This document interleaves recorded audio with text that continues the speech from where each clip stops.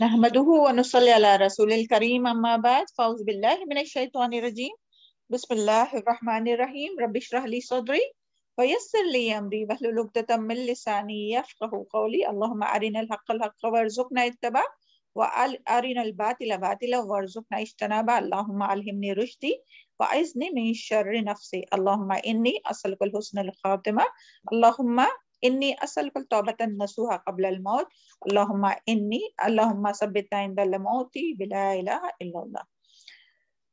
السلام علیکم ورحمۃ اللہ وبرکاتہ۔ چلے آج انشاءاللہ سورہ النحل آیت نمبر 120 سے 128 کی سب سے پہلے تلاوت سنتے ہیں، اس کے بعد میں اور مزید معلومات حاصل کرنے کی کوشش کریں گے۔ اللہ تعالیٰ ہم سب کو توفیق عطا فرمائے کہ صحیح قرآن کا علم حاصل کر سکے، اسے اپنے دلوں میں جذب کر سکے اور اس کے مطابق مرتے دم تک عمل کر سکے اور ان تعلیمات کو دوسروں تک پہنچا سکے احسان کے ساتھ، اخلاص کے ساتھ۔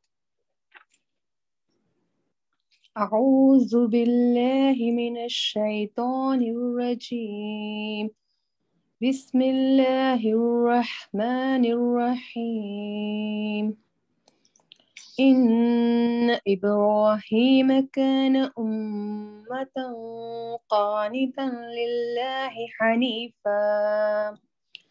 حنیفا ولم یک من المشرکین شاکرا لأنعمه اجتباه وهداه إلى صراط مستقيم وآتيناه في الدنيا حسنة وإنه في الآخرة لمن الصالحين ثم أوحينا إليك أن اتبع ملة إبراهيم حنيفا وما كان من المشركين إنما جعل السبت على الذين اختلفوا فيه وَإِنَّ رَبَّكَ لَيَحْكُمُ بَيْنَهُمْ يَوْمَ الْقِيَامَةِ فِيمَا كَانُوا فِيهِ يَخْتَلِفُونَ ادْعُ إِلَى سَبِيلِ رَبِّكَ بِالْحِكْمَةِ وَالْمَوْعِظَةِ الْحَسَنَةِ وَجَادِلْهُم بِالَّتِي هِيَ أَحْسَنُ إن ربك هو أعلم بمن ضل عن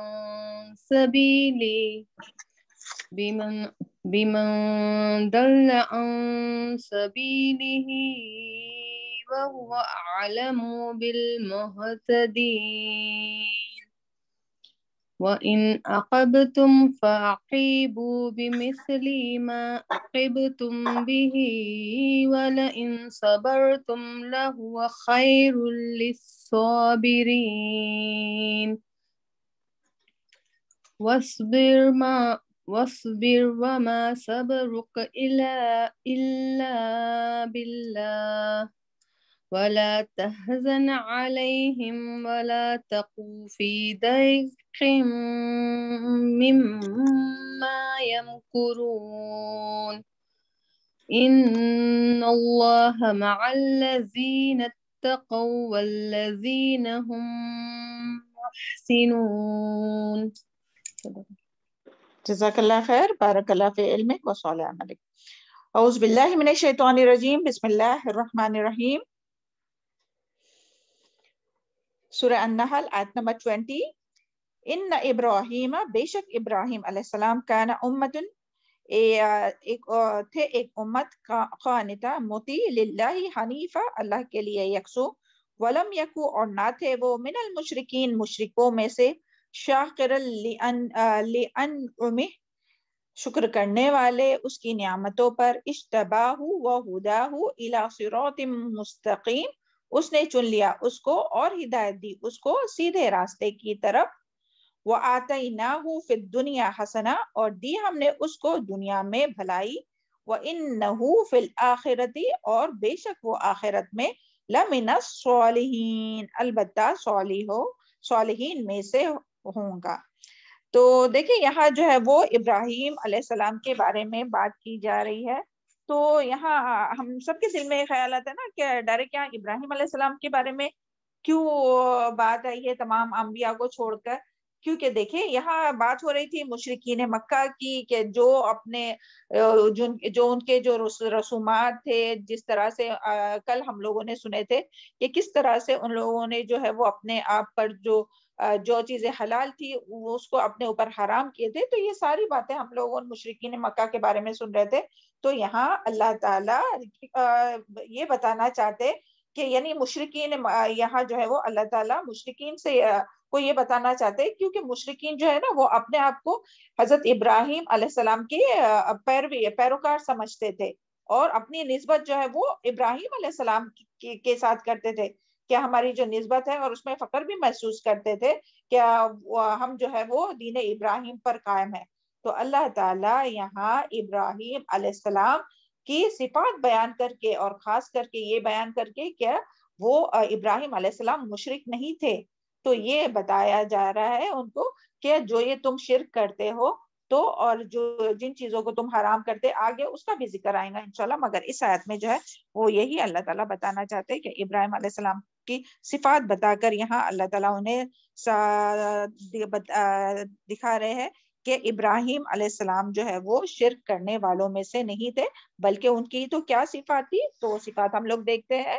اعوذ باللہ من الشیطان الرجیم، یہاں جو ہے وہ دیکھیے ان ابراہیم کان امہ، یعنی بے شک ابراہیم ایک امت تھے۔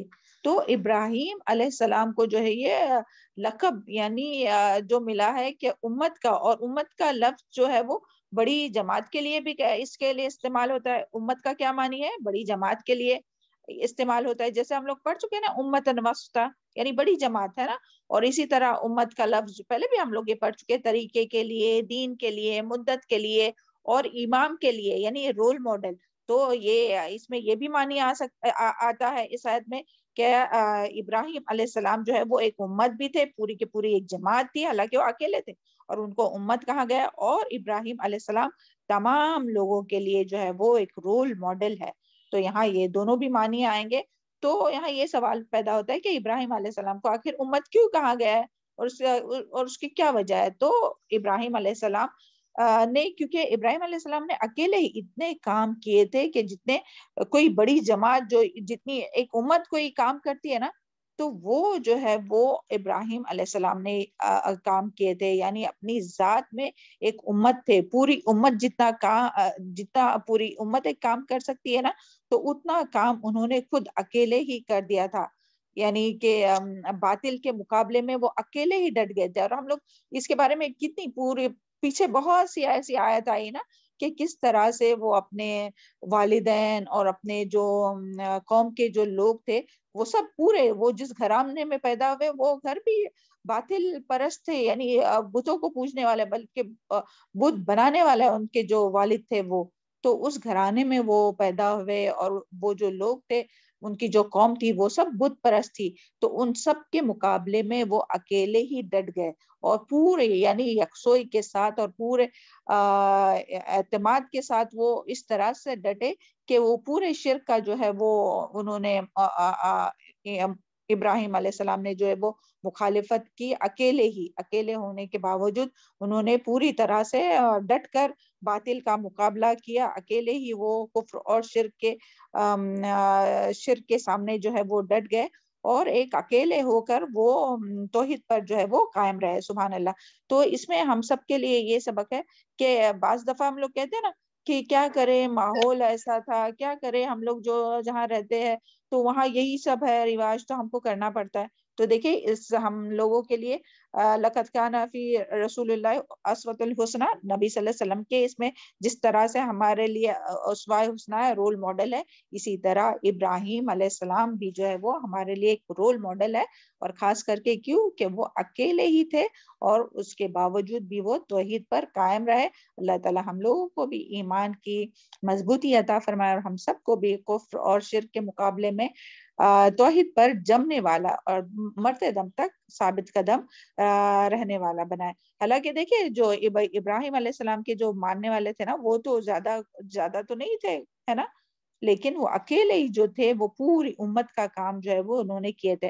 حالانکہ ہر ایک نبی کا کچھ نہ کچھ فالوورز ہوتے ہیں نا, تو ابراہیم علیہ السلام کے بہت کم تھے, تو انہوں نے پورا جو اپنی قربانیاں دی جس طرح سے. انشاءاللہ آگے جیسے جیسا آئے گا ہم بتاتے جائیں گے انشاءاللہ. اوکے, اور پھر یہاں کیا صفات بتائی گئی ہے, اور یعنی کیا ابراہیم علیہ السلام کو امتن کا یہ جو لقب ہے وہ کیوں ملا, کیوں کہ ان کے اندر کون سی صفات تھی؟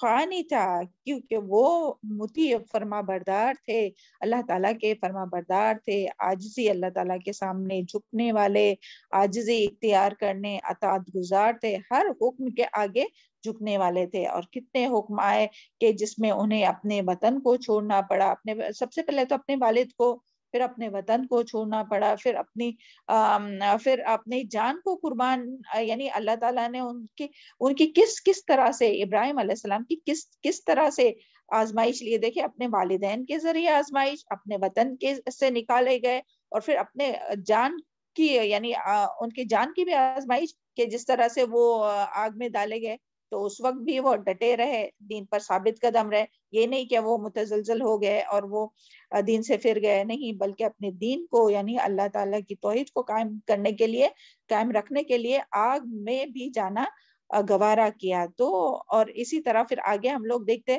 کہ کس طرح سے اللہ تعالیٰ نے ان کی محبتوں کا بھی امتحان لیا کہ اپنی بیوی اور بچے کو چھوڑ کے انہیں جانا پڑا بے یار و مددگار, اور پوری تنہائی میں, کوئی وہاں یعنی ریگستان میں, ڈیزرٹ میں نہ کوئی وہاں رہتا نہیں تھا, اور کچھ کھانے پینے کا انتظام نہیں تھا, مگر کس طرح سے بڑی بڑی آزمائش اللہ تعالیٰ نے ان پر ڈالی اور وہ اس میں ثابت قدم رہے. اور سبحان اللہ, یہ بولنے کے لیے تو ہم لوگ بس کہتے ہوئے نکل جاتے, مگر دیکھیں تھوڑا امیجن کیجئے کہ کتنے بڑے یعنی اس کا کام ہے نا, کتنے بڑے دل کا کام, اور کتنی قربانیاں انہوں نے دی. سبحان اللہ. اور کس طرح سے وہ ڈٹ گئے اللہ تعالیٰ کی اطاعت کے سامنے, کس طرح سے قانت للہ جو ہے نا, کہ کس طرح سے مطیع فرما بردار. اور پھر یہاں تک کہ اپنے بیٹے کے گردن پر یعنی بیٹے کو ذبح کرنے کی باری آئی تو اس میں بھی وہ پیچھے نہیں ہٹے. ہم سے تو اللہ تعالیٰ الحمدللہ ثم الحمدللہ, اور اللہ تعالیٰ لے بھی نہیں ہم لوگوں سے اتنے امتحان. ربنا لا تؤاخذنا ان نسینا او اخطانا, ربنا لا تحمل علینا اسرا کما حملته علی الذین من قبلنا, ربنا ولا تحملنا ما لا طاقة لنا به واعف عنا واغفر لنا وارحمنا انت مولانا فانصرنا علی القوم الکافرین.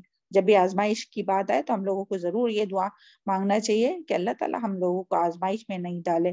ہم لوگ اللہ تعالیٰ کے کمزور بندے ہیں نا, تو اللہ تعالیٰ ہم لوگوں کو آزمائش میں نہیں ڈالے. تو دیکھیں اس اتنی بڑی بڑی آزمائشوں میں بھی جو ہے وہ ثابت قدم رہے ابراہیم علیہ السلام. تو ہم لوگوں سے تو تھوڑی سی بات آتی ہے, بس کیا قربان ہوتا ہے, تھوڑی سی نیند قربان کرنی ہوتی ہے, اپنا تھوڑا سا آرام قربان کرنا ہوتا ہے, اپنی تھوڑی سی بھوک قربان کرنی ہوتی ہے, اپنی خواہشات قربان کرنی ہوتی ہے. یہ چھوٹی سی باتیں قربان کرنی ہوتی ہے. بڑے بڑے آزمائشیں بھی نہیں, اللہ تعالیٰ بڑی بڑی قربانیاں بھی نہیں مانگتا ہے. اپنے تھوڑے سے مال قربان کرنا ہوتا ہے, اپنی تھوڑی سی پسندیدہ چیز قربان کرنی ہوتی ہے. تب ہمارا کیا حال ہوتا ہے. اللہ کرے کہ ہم لوگ بھی ثابت قدم رہے ابراہیم علیہ السلام کی طرح, اور اللہ تعالیٰ کی رضا کے لیے ان چھوٹی چیزوں کو قربان کرنے والا بنائے, اور اللہ تعالیٰ ان چھوٹی چیزوں کا بھی ہم لوگوں کو بہت بہترین اجر عطا فرمائے. آمین ثم آمین. تو پہلی صفات کیا ہے؟ قانتا. یاد رہے گا قانتا للہ. تو یہ ساری بات ذہن میں آنا چاہیے کہ کس طرح ابراہیم علیہ السلام ہر حکم کے سامنے, اللہ تعالیٰ کے ہر حکم کے سامنے جھک گئے. ہاں, پھر نیکسٹ کیا ہے؟ للہ حنیفہ, کہ اللہ تعالیٰ کے لیے یعنی فوکس تھے, یکسو تھے. وہ ابراہیم علیہ السلام پوری یکسوئی کے ساتھ اللہ تعالیٰ کی طرف متوجہ ہوئے, یعنی توحید کی طرف فوکس ہوئے. اور کیا کیا آگے دیکھیں, ولم یکو من المشرکین, اور وہ شرک کرنے والوں میں سے نہیں تھے, یعنی شرک سے اعراض کر کے فل کانسنٹریٹ ہو کر, یکسو ہو کے اللہ تعالیٰ کی عبادت کرنے والے تھے. تو اللہ کرے کہ یہ صفات جو ہے وہ یکسو جو ہونا ہے نا, کوئی بھی کام میں یکسوئی جو ہے نا وہ بہت امپورٹنٹ ہے. دیکھیں ہم لوگ جب تک کوئی کام اچھے سے کر ہی نہیں سکتے, چاہے پھر وہ کھانا بنانے کا ہی کیوں نہ ہو, اگر ہم لوگ اس میں فوکس نہیں ہوں گے نا تو وہ کام نہیں کر سکتے ہم. اگر ہمارا دماغ یہاں بھی ہے وہاں بھی ہے, 100 طرف لگا ہوا ہے, تو ہم وہ کھانا بنانے کا بھی کام نہیں کر سکتے. تو یہ تعلیم حاصل کرنا تو بہت بڑی بات ہے نا, اور وہ بھی دین کی تعلیم حاصل کرنا, کہ ہم کبھی ایک پتھر پر پیر رکھتے تو کبھی دوسرے پہ تو کبھی تیسرے پہ, یہاں بھی بھاگتے وہاں بھی بھاگتے وہاں بھی بھاگتے. تو یہ ایک آیت جو سمجھنا ہے وہ آپ سمجھ سکیں گے اچھی طرح سے؟ نہیں سمجھ سکیں گے. تو کوئی بھی کام میں نا میری بہنوں یکسوئی بہت ضروری ہے. اللہ کرے کہ وہ یکسوئی ہم میں آئے, اور وہ ہم لوگ پوری توجہ کے ساتھ, پورے کنسنٹریشن کے ساتھ. ابھی دیکھیں ابھی بچوں کے ایگزام ہو رہے ہیں, تو وہ ان کو کس طرح سے ہم لوگ اسٹڈی کے لیے بٹھاتے. جب وہ اسٹڈی کرتے تو ہم لوگ پسند کرتے ہیں کہ وہ ہاتھ میں کچھ گجٹ رکھے, کچھ گیمس رکھے, اور وہ بھی کھیلے ساتھ ہی ساتھ اور یہ بھی کرے. ہم لوگ کیا کہتے ہیں, نہیں پورے کنسنٹریشن کے ساتھ اسٹڈی کرو, تھوڑا ٹائم پڑھو مگر اچھے سے پڑھو. تو جب ہمارا وقت آتا ہے کہ جب ہم اپنی عبادت کرنے لگتے, اللہ تعالیٰ کی عبادت کرنے لگتے, علم حاصل کرنے لگتے, تو کیوں سب طرف ہمارا ذہن جاتا ہے. پورا کنسنٹریشن سے ایک چیز سیکھنا ہے, سمجھنا ہے, دل میں جذب کرنا ہے, اور پھر اس کو جو جتنا یکسو ہو کر یہ کام کرے گا نا اتنا ہی اچھی طرح سے وہ اس کو دوسروں تک پہنچا بھی سکیں گا. اگر ہمارا ذہن 17 طرف رہا, یہاں بھی ہے وہاں بھی ہے وہ بھی ہے وہ بھی, تو ہم اس کو اچھی طرح سے اخذ کر سکتے ہیں نہ لے سکتے. ابھی جب ہم لوگ یہاں بیٹھے نا اس مجلس میں, اگر یہاں بیٹھے بیٹھے بھی آپ کا فزیکلی آپ وہاں بیٹھے ہوئے اور مینٹلی آپ سوچ رہے کہ ہاں اب تھوڑے دنوں سے میں انڈیا جانے والے, ہم سب جانے والے انشاءاللہ, اللہ تعالیٰ ہم سب کو خیر و عافیت کے ساتھ پہنچائے اور خیر و عافیت کے ساتھ واپس لائے, اور وہاں بھی سب کو خیر و عافیت کے ساتھ. تو ابھی سے یہ سب ذہن میں چلا تو ہم لوگ یہ بھی کام نہیں کر سکیں گے نا. تو جب آپ بیٹھے 2 گھنٹے بیٹھے تو پورے کنسنٹریشن کے ساتھ بیٹھے, اور پھر انشاءاللہ پورا دن آپ کے پاس ہے, پھر آپ کو جو کام کرنا ہے کیجئے انشاءاللہ. تو اللہ تعالیٰ ہم لوگوں کو یکسو ہو کر ہر کام کرنے والا بنائے. اور پھر تیسری کیا صفات ہے, شاکر لِأَنْعُمِهِ, یعنی کہ شکر گزار تھے اللہ تعالیٰ کی نعمتوں کی, شکر گزاری کرنے والے تھے, وہ اللہ تعالیٰ کی دی ہوئی نعمتوں کا شکر ادا کرنے والے تھے. اور یہ بہت بڑی بات ہے, یعنی جو اللہ تعالیٰ نے نعمت دی تھی اس کا شکر ادا کرنا کوئی آسان بات نہیں ہے. کیونکہ دیکھیں کس طرح سے شکر گزاری کی اللہ تعالیٰ کی ابراہیم علیہ السلام نے, جو ہم نے ابھی پیچھے بتایا نا کہ کس طرح سے اپنی جان, اپنی ماں, اپنے اولاد, اپنی فیملی, ہر ایک کے ذریعے آزمائے گئے اور ہر چیز کو قربان کیا. کیا دکھانے کے لیے, کیا وہ اللہ تعالیٰ کے شکر گزار بندے ہیں. اللہ کی جو نعمت اللہ تعالیٰ نے انہیں دی ہے تو وہ شکر ادا کرتے ہیں. اور اس کے بارے میں نبی صلی اللہ علیہ وسلم کے بھی بارے میں ہم لوگ جانتے ہیں نا کہ نبی صلی اللہ علیہ وسلم جو ہے وہ راتوں میں اتنا لمبا قیام کرتے تھے کہ آپ صلی اللہ علیہ وسلم کے پیر مبارک جو ہے وہ سویلنگ آ جاتی تھی, ورم آ جاتے تھے اس میں. تو حضرت عائشہ رضی اللہ عنہ فرماتی ہے کہ آپ کیوں اتنی مشقت کرتے ہو, کیوں آپ اتنا مشقت کرتے ہو, جبکہ اللہ تعالیٰ نے تو آپ کے اگلے پچھلے تمام گناہ جو ہے وہ معاف کر دیا. تو آپ صلی اللہ علیہ وسلم کیا فرماتے تھے, کیا فرمایا تھا, افلا عبدن شکورا, کیا میں اللہ تعالیٰ کا شکر گزار بندہ نہ بنوں. تو دیکھیں شکر گزاری پھر کیا مانگتی ہے. ہم لوگ صرف بولیں گے ہاں الحمدللہ, کچھ کھائے الحمدللہ, پیے الحمدللہ, اچھے کپڑے ملے الحمدللہ, تو صرف زبانی کلامی کافی ہے نہیں. ہمیں اللہ تعالیٰ کا شکر جو ہے وہ اپنی عمل کے ذریعے کر کے دکھانا ہے کہ واقعی ہم اللہ تعالیٰ کے شکر گزار ہے, جس طرح سے کہ انبیاء علیہ السلام کا ہم لوگوں کو اسوہ حسنہ ہم لوگوں کو ملتا ہے. تو یہاں تک بات سمجھ میں آئی؟ ہاں, یہ جو صفات تھی آپ لوگوں کو سمجھ میں آ گئی ابراہیم علیہ السلام کی, یہ 4 صفات. ہاں الحمدللہ. آواز آ رہی ہے آپ لوگوں کو ہماری؟ ہم کو تو آپ کی آواز بہت کم آ رہی ہے. آ رہی ہے آپ میم؟ جی میم الحمدللہ جی چلے, ہم آ کو بھی رہی آ ہے. رہی ہے. ہاں جی الحمدللہ. چلے پھر جب یہ صفات تھی آپ یعنی ابراہیم علیہ السلام کی, تو پھر اللہ تعالیٰ نے بھی آپ یعنی ابراہیم علیہ السلام نے جب اپنی پورے اس کا وفاداری کا حق ادا کر دیا, جس کا ذکر سورہ نحل میں شکر گزاری کی بات کی گئی ہے. ہاں یہ کہ یہ پوری سورہ نحل میں جو ہے وہ شکر گزاری کی بات کی گئی ہے نا. تو یہاں جو ہے وہ اللہ تعالیٰ ایک طرح سے اگزامپل بتا رہے ہیں. یہ جو آئی نا بات کہ شکر کرنے والے تھے نعمتوں کا، تو سبحان اللہ ابھی تک ہم لوگ دیکھیں جب سے سورہ نحل اسٹارٹ ہوئی تو اس میں شکر گزاری کی کتنی بات آئی نا. اللہ تعالیٰ نے تمام نعمتیں ہم لوگوں کو بتائی کہ اللہ تعالیٰ نے یہ بھی نعمت عطا کی، یہ بھی نعمت عطا کی، اور اس میں شکر گزاری کی زیادہ بات ہے. تو یہاں جو ہے وہ ابراہیم علیہ السلام کی مثال دے کر اللہ تعالیٰ ہم کو بتا رہے کہ کس طرح سے ہمیں اللہ تعالیٰ کی شکر گزاری کرنا ہے.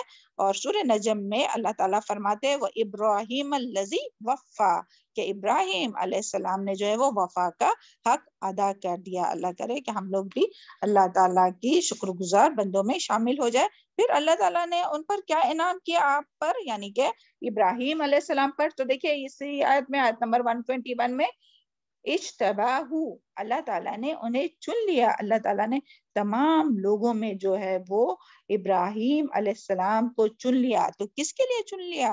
امامت کے لیے چن لیا، اپنی دوستی، اللہ تعالیٰ نے انہیں اپنا دوست بنایا.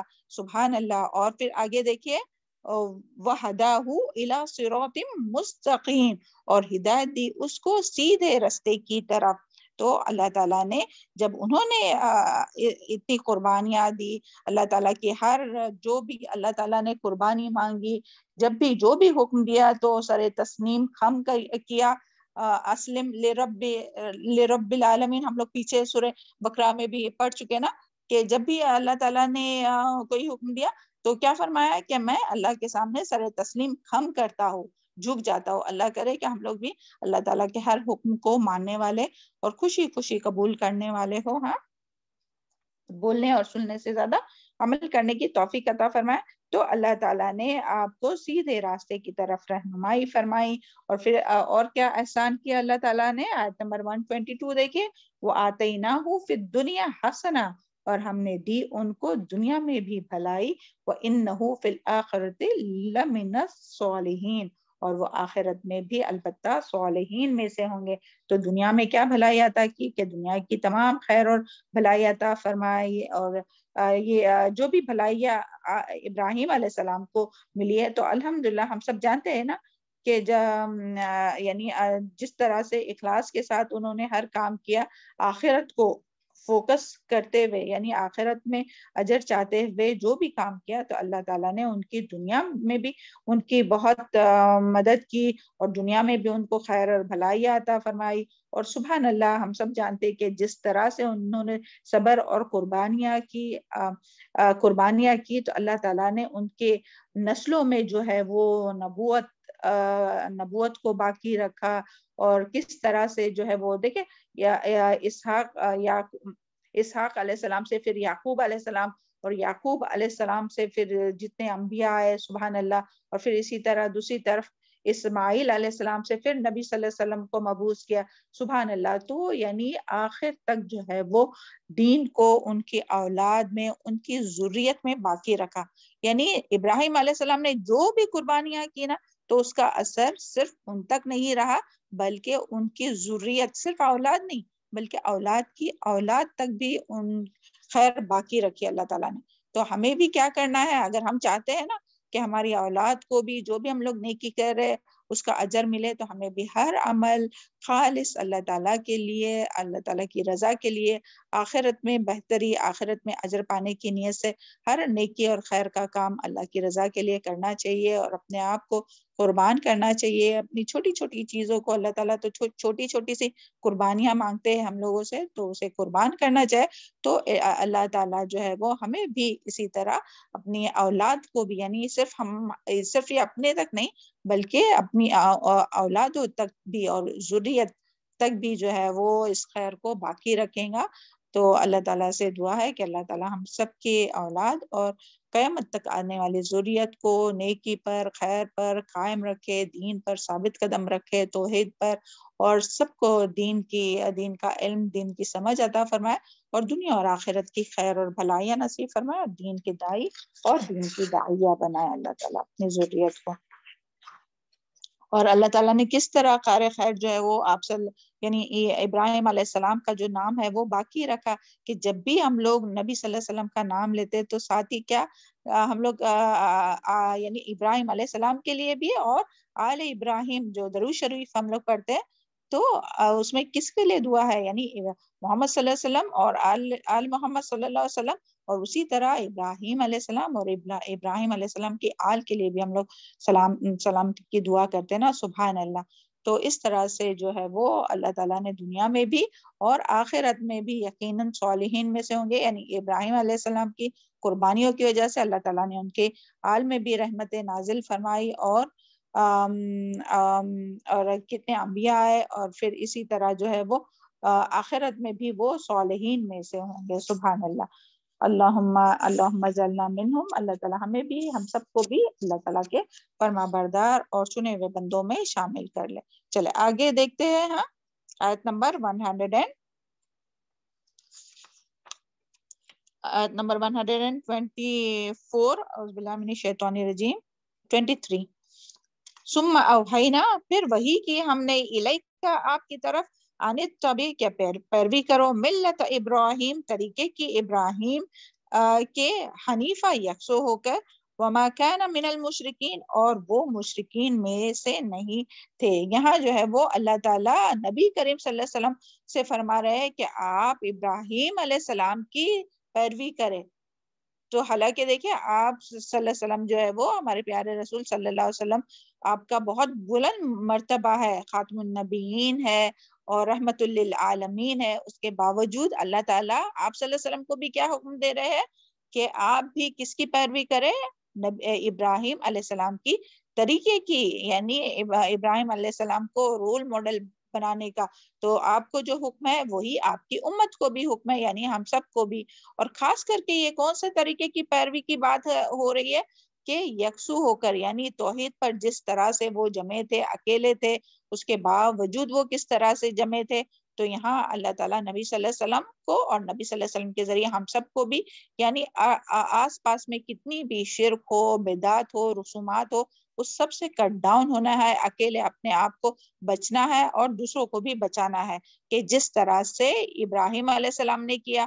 تو جب نبی صلی اللہ علیہ وسلم کو جب مبعوث کیا گیا تو نبی صلی اللہ علیہ وسلم کے بھی تو آس پاس اور جتنے جو خاندان کے لوگ تھے سب کیا تھے، شرک پر تھے۔ تو آپ صلی اللہ علیہ وسلم کو یہاں اللہ تعالیٰ فرما رہے ہیں کہ وہ بھی توحید پر اسی طرح قائم رہے جس طرح سے کہ ابراہیم علیہ السلام تھے، اور اللہ کی طرف لوگوں کو بلاتے رہے، یعنی اپنے تمام جو رشتہ دار یا قوم کے جو لوگ ہیں ان لوگوں کو اللہ تعالیٰ کی طرف اسی طرح بلائے جس طرح سے ابراہیم علیہ السلام نے بلایا تھا، یعنی بلایا تھا۔ تو اسی طرح آپ بھی یہ کام کرتے رہیے۔ تو اس میں ہم سب کے لیے بھی ہے کہ ہمیں بھی جو ہے وہ یعنی یہ طریقہ کار ہم دیکھتے ہیں نا کہ کس طرح سے ابراہیم علیہ السلام نے جو ہے وہ دعوت کا کام کس طرح سے کیا، کہ کتنی نرمی کے ساتھ، حالانکہ ان کے والد جو تھے وہ شرک کرنے والے تھے، اس کے باوجود بھی یا ابتی کہہ کر وہ پکار رہے تھے، اور پھر ان کی مغفرت کی دعا کی۔ تو ہمیں بھی کوئی بھی اپنے رشتہ دار ہو، کوئی بھی ہو، اگر وہ شرک بھی کرتے ہیں اور کتنے بھی گنہگار بھی ہے، تو ہم لوگ کو بہت پیار سے ان کو سمجھانا ہے اور اللہ تعالیٰ کی طرف، توحید کی طرف دعوت دینا ہے۔ تو یہاں اسی کے لیے کہا گیا کہ ابراہیم علیہ السلام کے طریقے کی پیروی کرنے کا اللہ تعالیٰ حکم دے رہا ہے، اور نبی کریم صلی اللہ علیہ وسلم سے بھی کہا جا رہا ہے کہ آپ کی قوم آپ کا انکار کرتی ہے، آپ کی مخالفت کرتی ہے، تو آپ جو ہے وہ ان کے ساتھ بد اخلاقی کے ساتھ نہیں پیش آئے، بلکہ اچھے طریقے سے ان کو دین کی طرف بلائے۔ اور یہی ساری کوالٹیز تھی کہ جس کی وجہ سے اللہ تعالیٰ نے ابراہیم علیہ السلام کو، یعنی جو قربانی اور جو اطاعت اور جو شکر گزاری تھی نا، تو اس کی وجہ سے اللہ تعالیٰ نے ابراہیم علیہ السلام کو جو ہے وہ اپنا دوست بنا لیا ہے نا، سبحان اللہ۔ اور پھر اسی طرح جو ہے وہ اور ابراہیم علیہ السلام اپنی قوم کو، یعنی ابراہیم علیہ السلام نے دیکھے کس طرح سے نمرود جو کہ بادشاہ وقت تھا، تو اس کو کس طرح سے دلیل دے کر بات کی. تو ہمیں بھی اس میں سیکھنا چاہیے کہ جب کوئی بڑے کے پاس کوئی رتبے والا ہے کوئی ہے تو اس کو کس طرح سے دین کی دعوت دینا چاہیے, اس کو کس طرح سے اللہ تعالیٰ کی طرف بلانا چاہیے, اور جو ساتھ جو کام کرنے والے ہیں جو سیم لیول کے ہیں تو ان لوگوں سے کس طرح سے بات کرنی ہے, کس طرح سے اچھے اخلاق سے اور سامنے والے کے مینٹل لیول کو دیکھتے ہوئے ہر چیز جو کرنا ہے. تو یعنی جس طرح سے ابراہیم علیہ السلام نے ایک بادشاہ سے لے کر تو اپنے گھر والوں اور اپنے قوم کے لوگوں کو دعوت دی, تو اسی طرح ہم لوگوں کو بھی اسی طرح دین کی دعوت کا کام کرتے رہنا ہے, اپنی آخری سانس تک لوگوں کو اللہ تعالیٰ کی طرف بلاتے رہنا ہے. یہاں یہی بات جو ہے وہ آئی ہے کیا ثم وحی, یعنی کیا اللہ تعالیٰ نے اسی بات کی وحی کی آپ صلی اللہ علیہ وسلم کے طرف کیا ابراہیم علیہ السلام کے طریقے کی پیروی کیجیے. اور آگے دیکھتے ہیں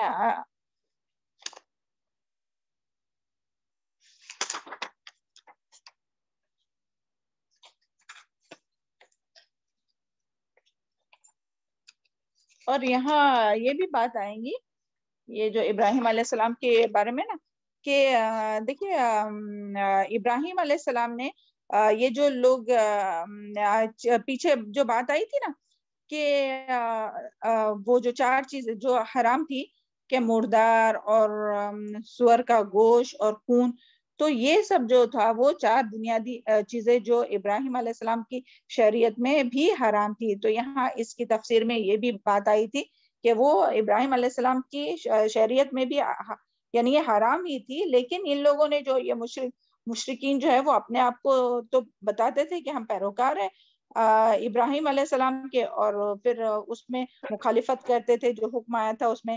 اور اسی طرح یہود اور نصارہ بھی اپنا سلسلہ کس سے جوڑتے تھے, ابراہیم علیہ السلام سے جوڑتے تھے, اور اس میں بھی فخر محسوس کرتے تھے کہ ہم یعنی اپنا سلسلہ جو ہے وہ ان سے منسوب کرتے تھے, یہود اور نصارہ بھی. تو انہیں بھی یعنی ایک طرح سے یعنی ان تمام لوگوں کو جو ہے وہ اللہ تعالیٰ بتا رہے کہ یہود اور نصارہ نے بھی کیا کیا, شرک کیا, عزیر علیہ السلام کو جو ہے وہ اللہ کا بیٹا مانا, اور نصارہ نے جو ہے وہ نصارہ نے عیسیٰ علیہ السلام کو اللہ تعالیٰ کا بیٹا بنایا. تو یہاں ان تمام لوگوں سے خطاب ہے, اس کے لیے اللہ تعالیٰ نے یہاں شرک کی بات کی. یہاں جو ابراہیم علیہ السلام کی جو بات آئی تھی نا کہ وہ شرک کرنے والے نہیں تھے, تو یہاں یہ سبھی بات ہم لوگوں کو پتہ چلتی ہے. چلے آگے کی آیت دیکھتے ہیں. یعنی ابراہیم علیہ السلام کی مثال دے کر سب کو سمجھایا جا رہا ہے, چاہے پھر وہ مشرکین مکہ ہو یا اہل کتاب ہو, اور ہم سب کے لیے بھی اس میں سبق ہے اور رہنمائی ہے کہ ہمیں بھی کس طرح سے دین کا کام کرنا ہے. یعنی جتنی بھی آزمائش آئی تو اس میں ثابت قدم رہنا ہے اور اللہ تعالیٰ کے سامنے عاجزی اختیار کرنا ہے. اور یہ بھی اس سے پتہ چلتا ہے کہ جس کا امتحان یعنی جتنا بڑا ہوتا ہے تو اس کا جو ہے وہ اللہ تعالیٰ اتنے زیادہ درجات, ابھی دیکھیں اللہ تعالیٰ کو اپنا دوست بنانا تھا نا ابراہیم علیہ السلام کو, تو اس کے لیے امتحان بھی بڑے بڑے ہوئے, اپنی جان مال جان اور اپنا وطن اپنے پیارے سب کو قربان کرنے کی جو بات آئی نا, تو جس کی جتنا بڑا امتحان ہوتا ہے تو اجر بھی اتنا ہی بڑا ہوتا ہے اور اتنے ہی زیادہ اللہ تعالیٰ جو ہے وہ درجات بلند کرتے ہیں.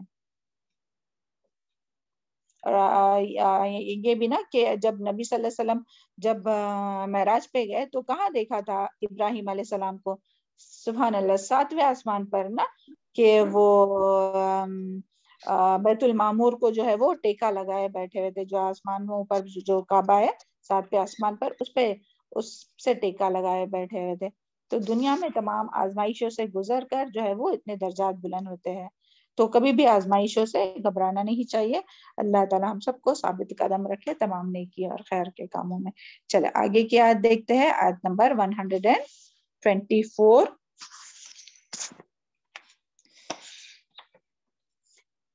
انما اعوذ باللہ من الشیطان الرجیم.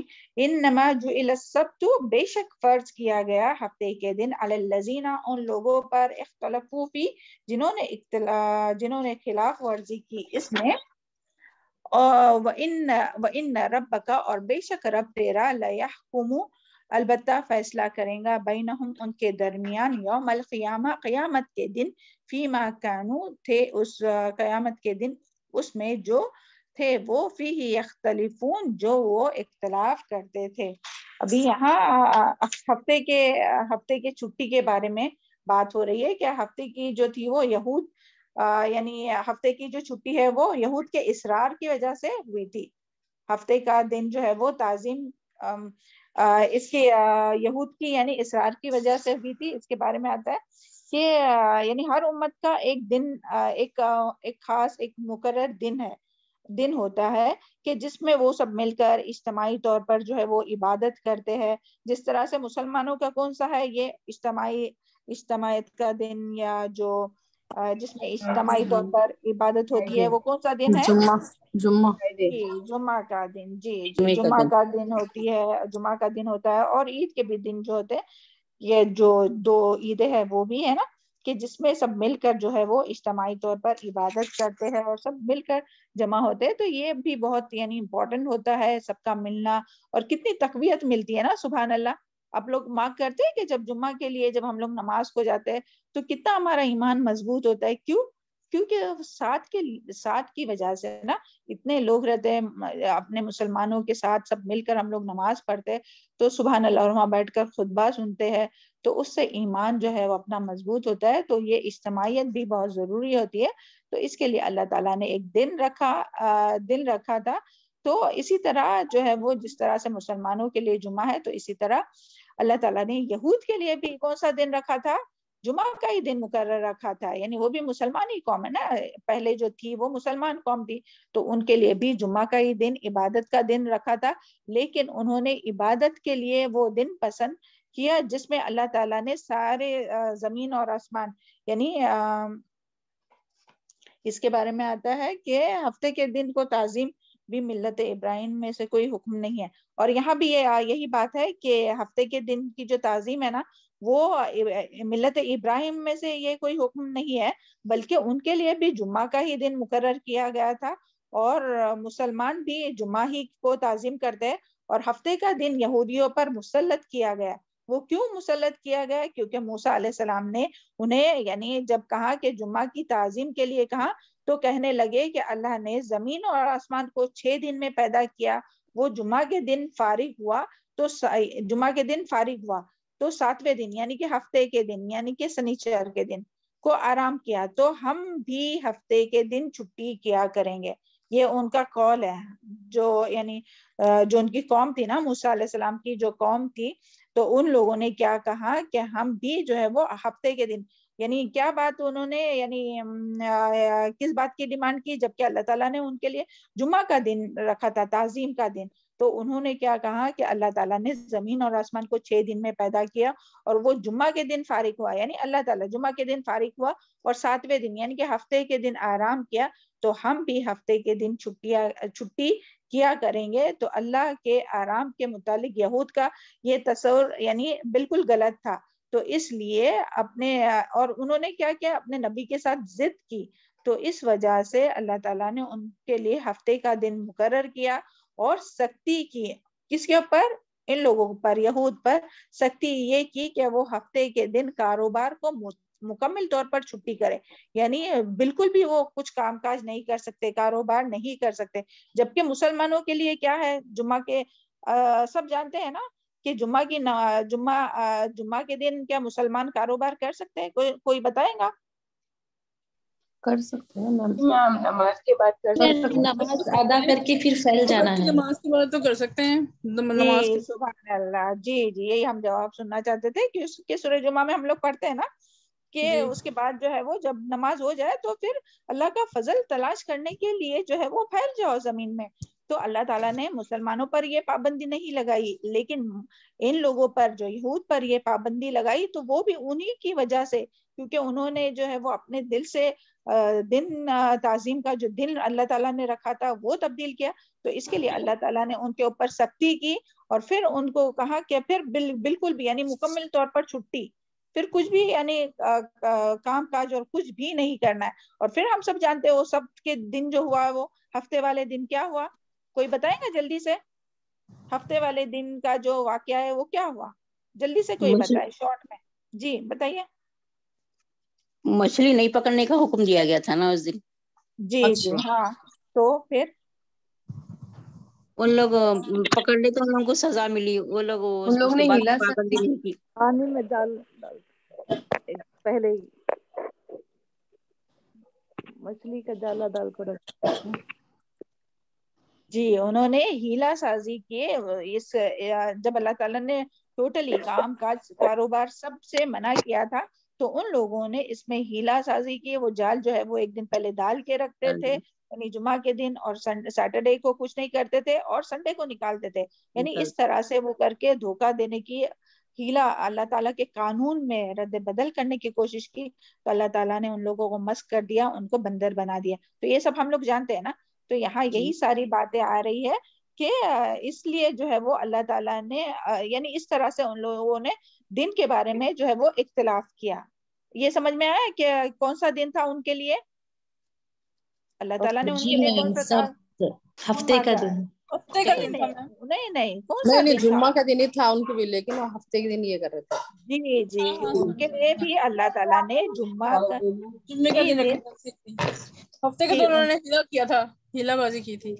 جی جمعہ کا ہی دن اللہ تعالیٰ نے ان کے لیے تعظیم کے لیے رکھا تھا, عبادت کے لیے رکھا تھا. لیکن ان لوگوں نے اس میں اعتراض کیا کہ نہیں ہم کو جمعہ نہیں چاہیے, ہم کو سیٹرڈے چاہیے, ہم کو سیٹرڈے میں چاہیے.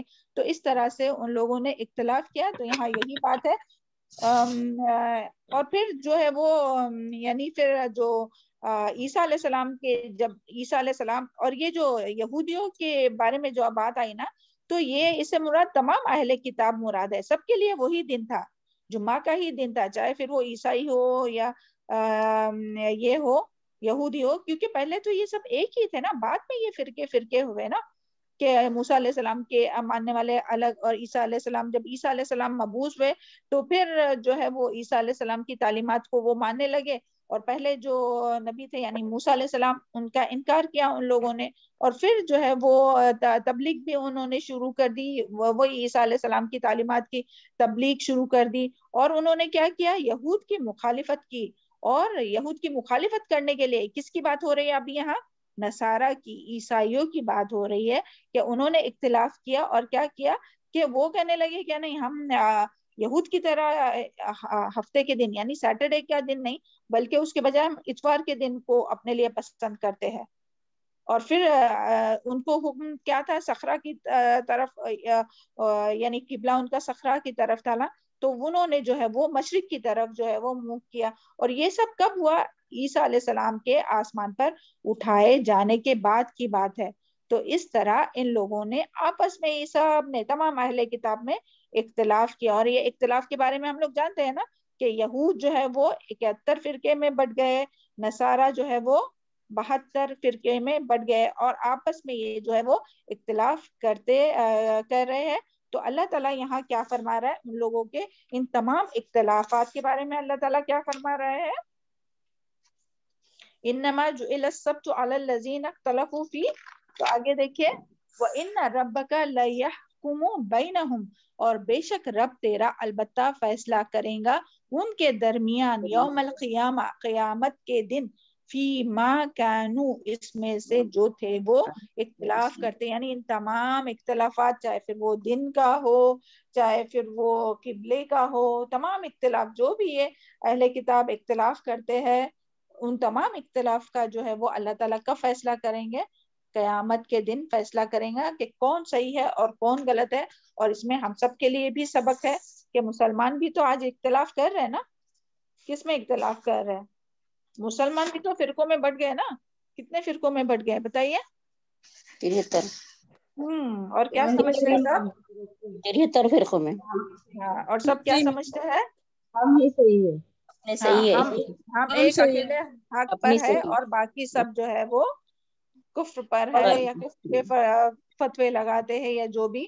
تو اللہ تعالیٰ سب کے اختلافات کے بارے میں کب بتائیں گا؟ قیامت کے دن. اللہ تعالیٰ چاہتا ہے تو ابھی بھی بتا سکتے تھے نا, لیکن نہیں, اللہ تعالیٰ نے سب کو ڈھیل دی ہوئی ہے اور قیامت تک کے لیے اس کو چھوڑ دیا ہے کہ قیامت کے دن اللہ تعالیٰ سب کے اختلاف کا فیصلہ کریں گا. چلے آگے دیکھتے ہیں. یہاں تک سمجھ میں آئی بات آپ لوگوں کے؟ جی میں الحمدللہ. چلے الحمدللہ. آیت نمبر 125 دیکھتے ہیں, اور یہ بہت ہی امپورٹنٹ آیت ہے. اللہم فقہنا فی الدین. اللہ کرے کہ ہم صحیح سے سمجھا سکیں. ادعو الی, کیونکہ اس میں ہم سب کی بات ہے, ہم سب کے لیے حکم ہے اللہ تعالیٰ کا. ہاں, اعوذ باللہ من الشیطان الرجیم. ادعو الی سبیل ربک, بلائیے, دعوت دیجئے اپنے رب کے راستے کی طرف, بالحکمتی, ساتھ حکمت کے, والموعظۃ الحسنہ, اور ساتھ عمدہ نصیحت کے, وجادلہم, اور بحث کیجئے ان سے, باللتی, ساتھ اس طریقے کے, ہی احسن, وہ جو بہترین ہے, ان ربک, بے شک رب تیرا, ہوا عالم, وہ خوب جانتا ہے, بمن ضل, اس کے جو بھٹک گیا, عن سبیلی, اس کے راستے سے, وہ عالم, اور وہ خوب جانتا ہے, بالمہتدین, ہدایت پانے والوں کو. تو اللہ تعالیٰ یہاں تمام انسانوں سے خطاب ہے, یعنی سب سے پہلے تو نبی صلی اللہ علیہ وسلم سے خطاب ہے. اللہ تعالیٰ نے اپنے رسول صلی اللہ علیہ وسلم سے فرمایا کہ دعوت دیجئے اپنے رب کی طرف, سبیلی, دیکھیں اللہ تعالیٰ کے راستے کی طرف دعوت دینا ہے. کتنی دعوتیں ہوتی ہیں نا, کوئی کس طرف بلاتا ہے, کوئی کس طرف بلاتا ہے. تو اللہ تعالیٰ نے کس بات کا حکم دیا نبی صلی اللہ علیہ وسلم کو, اور نبی صلی اللہ علیہ وسلم کے ذریعے ہم سب کو بھی کس بات کا حکم ہے کہ ہمیں کس کی طرف بلانا ہے لوگوں کو, کوئی ایک شخصیت کی طرف, کہ کوئی ایک امام کی طرف, کہ کوئی ایک فرقے کی طرف, یا کوئی ایک مسلک کی طرف نہیں, بلکہ اللہ تعالیٰ کے راستے کی طرف. ادعو الی سبیل ربک, یہ ہائی لائٹ کیجئے, یہ آیا تھا, بہت امپورٹنٹ ہے کہ اللہ اپنے رب کے راستے کی طرف بلائیے, دعوت دیجئے. اللہ تعالیٰ یہ حکم دے رہے ہیں. اور کس طرح سے دعوت دینا ہے؟ دعوت دینے میں یعنی کون سی صفات ہونی چاہیے, مبلغ میں کون سی صفات ہونی چاہیے, یا تبلیغ کا کیا حصول ہے, یا اللہ تعالیٰ کے راستے پر بلانے والے کا طریقہ کیسا ہونا چاہیے, تو وہ اس میں بتایا گیا ہے. اور ہم سب الحمدللہ ثم الحمدللہ جو بھی علم ہم لوگ حاصل کر رہے, تو ہم سب کی زندگی کا مقصد کیا ہے کہ خود بھی حاصل کریں, اور کیا دوسروں کو ایسے ہی چھوڑ دیں, دوسروں کو بھی راستے دکھائیں اور بتائیں کہ یہ صحیح ہے, یہ غلط. جی. تو ابھی ہم لوگ دیکھیں گے کہ کس طرح اللہ تعالیٰ نے بلانے کا حکم دیا. تو اللہ کرے کہ ہم لوگ بھی اسی طرح بلانے والے بنے نا. تو سب سے پہلی صفات جو ہونی ہے وہ کیا ہے, جو آنی چاہیے, وہ بالحکمہ, حکمت کے ساتھ. رب حب لی حکمہ والحقنی بالصالحین, اللہ کرے کہ ہم لوگوں کو حکمت نصیب ہونا. کہ حکمت یعنی کیا, صحیح وقت پر صحیح بات صحیح طریقے سے بات کرنا, صحیح وقت پر صحیح بات صحیح طریقے سے کرنا, صحیح انداز میں کرنا. یعنی اندھا دھند تبلیغ نہیں ہو کہ ہر وقت تبلیغ کر رہے ہیں, بلکہ حالات اور موقع کو دیکھ کر دین کی دعوت دی جائے. جب سننے والے کے دل میں سننے کی خواہش ہو تب دعوت دی جائے, یا مخاطب. اور اسی طرح ایک تو یعنی سننے والا اگر سننے کے اس میں نہیں ہے, اگر وہ سننا نہیں چاہتا پھر بھی ہم لوگ ان کو سنا رہے تو کیا ہوگا, اللہ کرے یہ بات ہم لوگوں میں آئے نا, کہ جو نہیں سننا نہیں پسند کرتا تو اس وقت نہیں سنا ہے. جب وہ سننے کے اس میں ہے کہ ہاں اب ایسا لگ رہا ہے کہ ہاں تھوڑی, چاہے پھر وہ اپنے شوہر کو ہی کیوں نہ ہو, کوئی بات بتانی ہو ہم لوگوں کو, کوئی بھی نیکی اور خیر کی بات, یا اپنے بچوں کو ہی کیوں نہ ہو, تو یہ نہیں کہ 24 گھنٹے جو ہے وہ ہم لوگ ابھی پڑھتے ہیں تو یہی سب باتیں کرتے رہیں گے, نہیں, بلکہ دیکھیں گے کہ کیا وہ سننے کے کنڈیشن میں ہے, کیا بھی وہ پسند کریں گے, کیا بھی ان کے دل میں یہ بات جذب ہوں گی, کیا بھی ان کا ایمان تھوڑا بڑا ہوا ہے تب. تو یہ ساری حکمت کی باتیں ہیں نا, کہ کب کس وقت اور کس طریقے سے بتایا جائے. اور یہ نہیں کہ بس یہ ساری باتیں نہیں, بلکہ بہت پیار سے اور بہت سمجھا کر اور بہت اپنائیت کے انداز سے, تو حکمت کے ساتھ, اور سامنے والے کی عقل, فہم, مقام اور مرتبہ کو دیکھ کر. ایسے نہیں کہ جو بڑے ہیں ان کے ساتھ بھی آپ اسی طرح جیسے یہ اللہ تعالیٰ کا یہ احکام ہے اس طرح سے, بلکہ ان کا عزت, احترام اور مرتبہ وہ سب دیکھتے ہوئے, اور چھوٹے ہیں تو ان سے کس طرح سے پیار سے, کھیل میں, اور اگر ہسبینڈ ہے یا بہن بھائی ہے تو ان سے کب کس وقت کس طرح سے بات کرنا ہے. تو یہ سب باتوں کے لیے حکمت ضروری ہے. اللہ کرے کہ وہ حکمت ہم لوگوں میں آئے اور ہم لوگ بھی کسی کے اوپر بس تھوپنے والے نہیں ہو کہ ہاں خود پڑھ رہے تو وہ دوسروں کو سنا رہے, نہیں, بلکہ بہت حکمت کے ساتھ لوگوں سے یہ بات کرے اور بہت پیار پیار سے لوگوں کو فی سبیل اللہ کی راستے کی طرف لائے. اور دوسرا جو ہے وہ حکمت کے بعد دوسرا کیا صفات ہونی چاہیے, وہ موعظۃ الحسنہ, اور عمدہ نصیحت کے ساتھ. عمدہ نصیحت یعنی موعظۃ الحسنہ یعنی کہ اس طرح سے بات کرے کہ جو دل میں اتر جائے.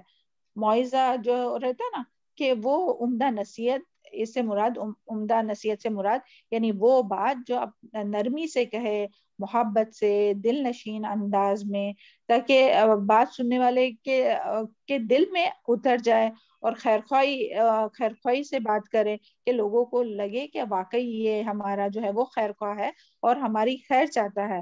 اور اس طرح سے جو ہے وہ لوگوں کو اللہ تعالیٰ کے راستے پر بلانا چاہیے اور انہیں اللہ تعالیٰ سے جوڑنے اور نیکی کا شوق دلانے کی کوشش کرنا چاہیے, تاکہ اور اس طرح سے بتانا چاہیے کہ سامنے والے کو یقین ہو جائے کہ واقعی یہ ہمارا ہمدرد ہے.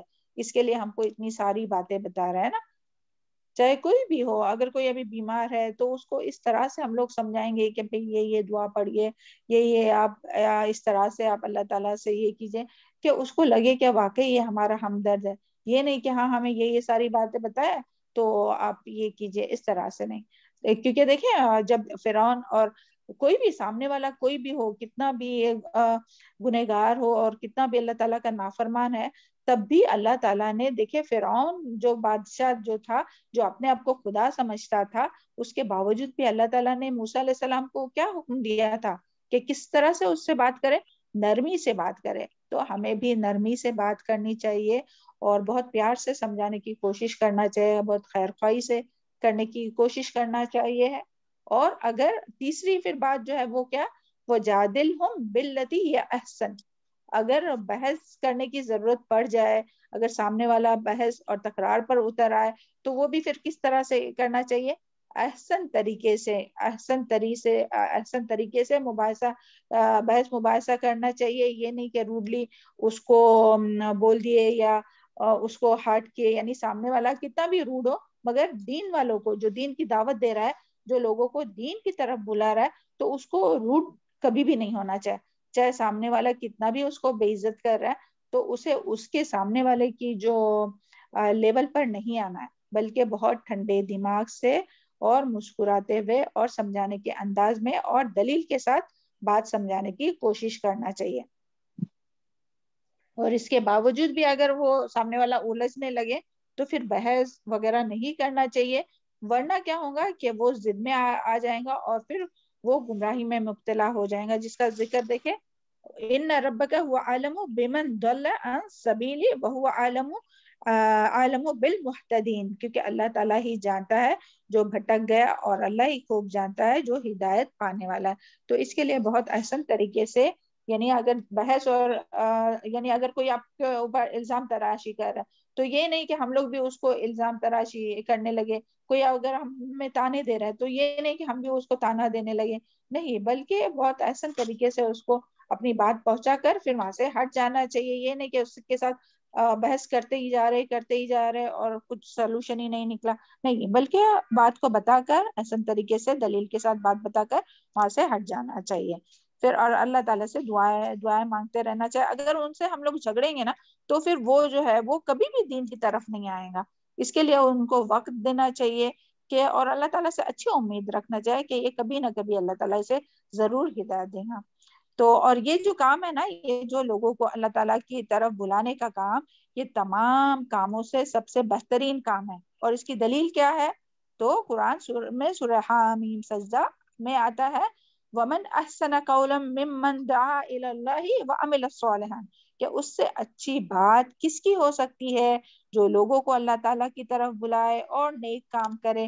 یعنی پہلے خود نیک عمل کرنا ہے اور پھر لوگوں کو بھی نیکی کی دعوت دینا ہے, کوئی اچھی بات بتانا ہے, لوگوں کو نیکیوں کا شوق دلانا ہے, برائی سے روکنا ہے. اللہ تعالیٰ ہم سب کو اس کی توفیق عطا فرمائے کہ ہم لوگ بھی یہ بہترین کام اور بہترین انداز میں کر سکے. اور تمام انبیاء نے یہی کام کیا ہے نا، دائی اللہ، اللہ تعالیٰ کی طرف لوگوں نے تمام انبیاء نے بلایا.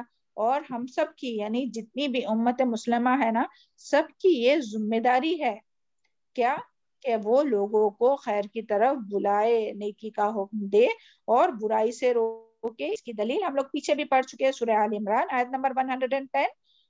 اعوذ باللہ من الشیطان الرجیم. کنتم خیر امت اخرجت للناس تأمرون بالمعروف وتنہون عن المنکر وتؤمنون باللہ. تم خیر امت ہو، نکالی گئی ہو لوگوں کے لیے، تم لوگوں کو نیکی کا حکم دیتے ہو، وتنہون اور روکنے والے ہو برائی سے، وتؤمنون باللہ اور اللہ تعالیٰ پر ایمان لانے والے. اور اسی طرح سورہ آل عمران میں بھی ہم لوگ پڑھ چکے ہیں آیت نمبر 104 میں، وَلْتَكُمْ مِنْكُمْ أُمَّةٌ يَدْعُونَ إِلَى الْخَيْرِ، یعنی کچھ لوگ ایسے ضرور ہونا چاہیے کہ جو خاص یہ کام کرے، یعنی تمام امت میں سے کچھ لوگ تو خاص اس کام کے لیے ضرور ہونا چاہیے. تو اللہم اجعلنا منہم، اللہ تعالیٰ ہمیں ان لوگوں میں کر دے کہ جو خاص یہ کام کرنے والے ہو، لوگوں کو اللہ تعالیٰ سے جوڑنے والے ہو، لوگوں کو نیکیوں کا شوق دلانے والے ہو. اور باقی دیکھیں دوسرے جو بھی کام ہے تو اس کے لیے الحمدللہ بہت سے دنیا میں لوگ ملیں گے نا، کسی کو کچھ کرنا ہے، کسی کو کچھ کرنا ہے، تو اس کے لیے بہت سے لوگ ملیں گے. مگر خالص اس کام کے لیے جو پارٹ ٹائم نہیں، فل ٹائم یہ جاب کرے نا، ایسے لوگ بہت کم ہوں گے. تو ہمیں ان لوگوں میں سے بننا ہے کہ جو لوگوں کو اخلاص کے ساتھ اور خیر خواہی کے ساتھ جوڑنے کی کوشش کرے، اب وہ کسی بھی طرح سے ہو، چاہے پھر اپنی زبان سے ہو، چاہے پھر وہ اپنے اعمال کے ذریعے بلا رہے ہو، چاہے پھر اپنے مال کے ذریعے ان کی مالی مدد کر کے ان کو دکھا رہے کہ دیکھو دین کی طرف آؤ تو یعنی کامیابی ہے، اور دین کی طرف آؤ یعنی اپنا اچھے مشورہ دے کر ان کو، تو اس طرح سے کرنا ہے. اور جس طرح سے مردوں پر یہ ذمہ داری ہے نا، اسی طرح عورتوں پر بھی اللہ تعالیٰ نے اس کی ذمہ داری ڈالی ہے. اور اس کی دلیل بھی ہم لوگ جانتے ہیں، سورہ توبہ، والمؤمنون والمؤمنات بعضهم اولیاء بعض یامرون بالمعروف وینہون عن المنکر، کہ مومن مرد اور مومن عورتیں بعض تم میں سے بعض کے اولیاء دوست ہوتے ہیں جو نیکیوں کا حکم دیتے ہیں اور برائی سے روکتے ہیں. اور اس کام میں پھر ہم لوگوں کو نا اس سے نہیں ڈرنا چاہیے کہ لوگ کیا کہیں گے. دیکھیں بعض اوقات جو ہے وہ آپ سب جانتے ہیں، ہم سب کے ساتھ یہ ہوتا ہے کہ بعض دفعہ ہم لوگ جانتے ہیں کہ یہ کام جو ہے وہ غلط ہے، یہ جو کر رہا ہے وہ غلط ہے، اس سے اللہ تعالیٰ کی یہ لوگ اللہ تعالیٰ سے دور ہو جائیں گے، اس طرح سے یہ کام کریں گے تو اللہ تعالیٰ سے دور ہو جائیں گے. مگر کیوں ہم لوگ منع نہیں کرتے کہ نہیں، پھر وہ ناراض ہو جائیں گے، پھر وہ روٹھ جائیں گے، پھر وہ ملامت کریں گے، پھر وہ ہم کو برا بھلا کہیں گے. تو اس کے لیے بھی دلیل اس میں آتا ہے کہ حضرت ابو ذر رضی اللہ عنہ کہتے ہیں کہ میرے دوست رسول اللہ صلی اللہ علیہ وسلم نے مجھے بھلائی کی باتیں بتائی، ان میں سے یہ بھی تھی کہ میں اللہ کے دین کے معاملے میں کسی ملامت کرنے والے کی ملامت سے نہ ڈروں. یعنی سامنے والا کیا کہیں گا، کیا بولیں گا، برا سمجھیں گا، ہمارے سے بات نہیں کریں گا، تو کیا ہے یہ ہمیں بات یاد رکھنا چاہیے کہ ملامت کرنے والے کی ملامت سے نہ ڈروں، اور ہمیشہ حق بات کہوں خواہ ناگواری ہو. یعنی اگر سامنے والے کو ناگوار بھی ہو تب بھی جو ہے وہ حق بات ہم لوگوں کو بتانا چاہیے. اور وہ کس طرح سے بتانا چاہیے وہ اللہ تعالیٰ نے پہلے ہی سمجھا دیا ہے نا، کس طرح سے بتانا چاہیے. بتائیے جلدی سے 3 پوائنٹ، بس وہ پوائنٹ بتائیے، جلدی سے بتائیے کیا بات بتائیے اللہ تعالیٰ نے کس طرح سے بتانا چاہیے. ہم بتاؤ، ہم جی آواز آ رہی ہے بتائیے. ہماری؟ جی آ رہی، بتائیے جلدی سے. حکمت کے ساتھ بتانا جی چاہیے، بالکل. اس کے ساتھ نصیحت کر کے، عمدہ عمدہ نصیحت کے ساتھ، اور جی عمدہ نصیحت. باللتی ہی احسن، اور احسان کے درجے پہ. جی اگر بحث کرنا ہی پڑے تو وہ بھی کیسی بحث کریں گے، احسان کے درجے پر، ایسی نہیں کہ جو وہ کر رہے ویسا کرے، ویسا نہیں کرنا چاہے. تو اللہ تعالیٰ ہم سب کو اسی طرح لوگوں کو حق بات بتانے کی توفیق عطا فرمائے. ہاں تو پھر یہاں یہی ہے کہ جب کسی جگہ، اور یہ جو ذمہ داری ہے نا وہ ہم سب کی ذمہ داری ہے کہ کلکم رائن کلکم مسئول عن رعیتی، تم میں سے ہر شخص، وہ حدیث بہت بڑی ہے بس اس کا یہ یاد رکھے مفہوم کہ تم میں سے ہر شخص نگران ہے اور ہر شخص سے اس کی رعیت کے بارے میں نگران ہے. اور اس میں آگے آتا ہے کہ عورت بھی اپنے گھر اپنے شوہر کے گھر پہ نگران ہے. تو ہر ایک کے بارے میں جو ہے وہ پوچھا جائے گا. اور جہاں ایسی جگہ ہو کہ جہاں ہمارے سوا دوسرا کوئی یہ کام کرنے والا نہیں ہے, روکنے والا برائی سے اور نیکی کا حکم دینے والا, تو پھر ایسی جگہ پر ہم لوگوں پر یہ فرض عین ہے, تو ہمیں کرنا ہی کرنا ہے. اللہ تعالیٰ ہم سب کو اس کی توفیق عطا فرمائے. اور جہاں ایسے اپنے سوا اور بھی کوئی لوگ ہیں جو علم والے ہیں, جو جانتے ہیں کہ یہ غلط ہے, یہ صحیح ہے, یہ نہیں کرنا چاہے, تو پھر وہ فرض عین نہیں ہوگا. مگر جس جگہ اور کوئی نہیں ہے اپنے سوا کے جو علم جاننے والے ہیں, تو ان لوگوں پر یہ فرض عین ہے کہ وہ دوسروں کو یہ بات بتائے. چلے پھر آگے اللہ تعالیٰ کیا فرماتے ہیں, وَإِنْ عَاقَبْتُمْ, اور اگر بدلا لو تم, فَعَاقِبُوا بِمِثْلِ, تو بدلا لو مانند اس کے, مَا عُوقِبْتُمْ بِهِ, مانند اس کے اور زیادتی, مَا عُوقِبْتُمْ بِهِ, زیادتی کیے گئے تم ساتھ اس کے. یعنی اس میں ابھی دیکھیں اب تک تو یہی بار بار آ رہا تھا کہ نہیں ان کے ساتھ احسان کیجئے, درگزر کیجئے, حکمت کے ساتھ بات کیجئے, ان کو معاف کیجئے, اور ان کے ساتھ اچھی طرح سے بحث کیجئے, ان کے لیول پہ نہیں آئیے. پھر یہاں اللہ تعالیٰ فرما رہے ہیں کہ اگر اتنی زیادہ, آواز آ رہی ہے؟